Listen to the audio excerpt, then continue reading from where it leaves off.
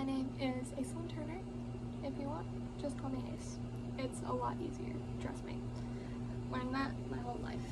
So, pull up a chair. Let's have a little chat outside. Just come sit down. Okay, so honestly, I don't have this scripted, but when it comes to talking about something that I wish to do, I talk very passionately. I do stutter, but that doesn't mean anything. It's my brain moving faster than my lips can say. So there have been 5 teachers who were greatly appreciative in how my life is turning up to be. I wish to be the weird, fun-loving history teacher who can get serious very easily, but I would rather teach in a way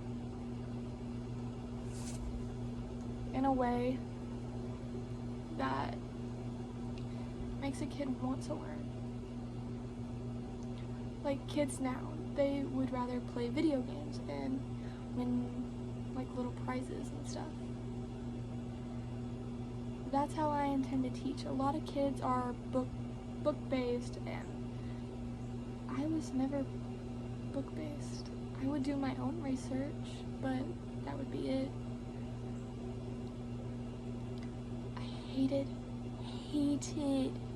school when I was younger, until I met Miss Tanya Polk.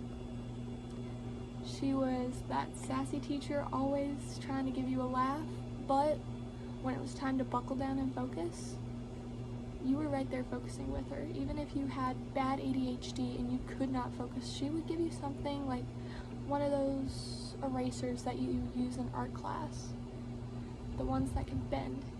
That was her way of letting you fidget with also still paying attention. She found out I was dyslexic because I would mix my numbers around. And I knew what I meant, but I hated math. But even with that, she would always try to make sure I would put the numbers in right, and she would go around with it. She would help me during tests, even though that's not actually allowed. She would help out the smartest kids in class too, even if they didn't need any help. It didn't mean anything to her. She wanted to make sure you were okay and you knew what you were doing. Then she moved up to middle school, and she was our American history teacher. She was still our sassy, fun-loving teacher, but it seemed she loved her job even more since we were in middle school and seeing us again, because we were her last elementary class.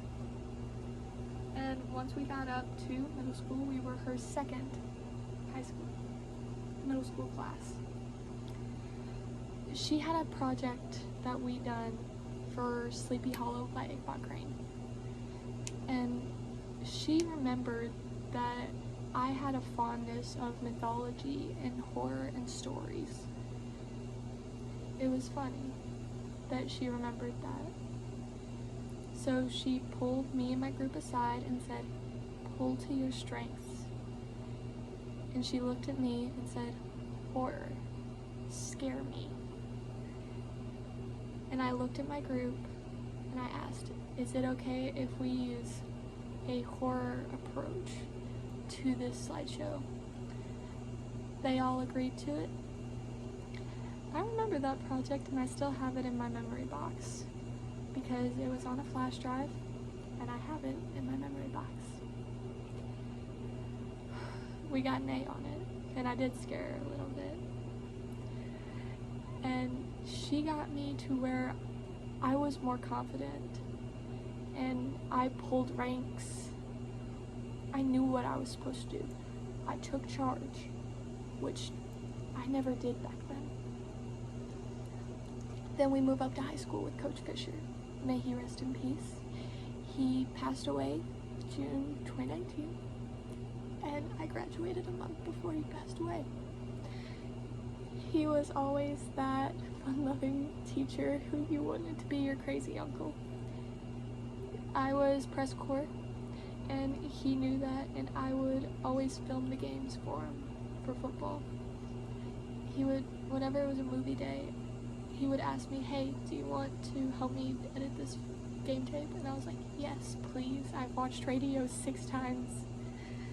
And we did it. And I still got an A on the radio test. Because I was still paying attention. No matter what, he was always there for his students, even with him having cancer. He never told us that. He protected us, and he always made his classroom games with cahoots and everything like that. I don't want their legacies to go to waste, so I'm going to teach in a way that a kid wants to be taught. Have a good day.